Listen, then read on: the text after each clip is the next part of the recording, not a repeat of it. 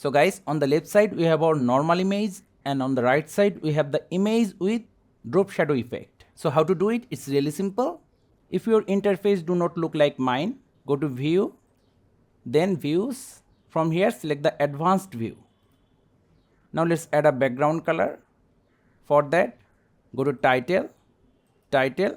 From here select the solid color, click on background color, select the background color you want, suppose this one, then press on OK, save. Bring the background color to the layer 1, make sure your playhead at the starting position, then bring the image to layer 2. Before doing anything, position your image properly where you want the final location, suppose here.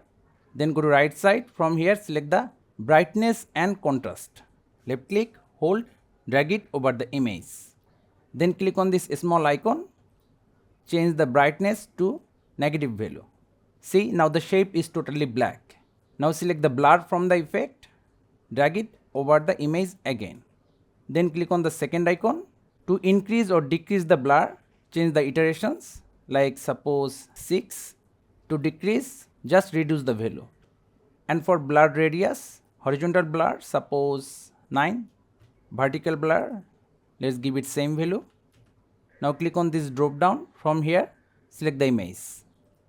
Bring the original image to the upper layer. Right click on the image with effect, copy, keyframes, all. Select the upper clip, right click, paste.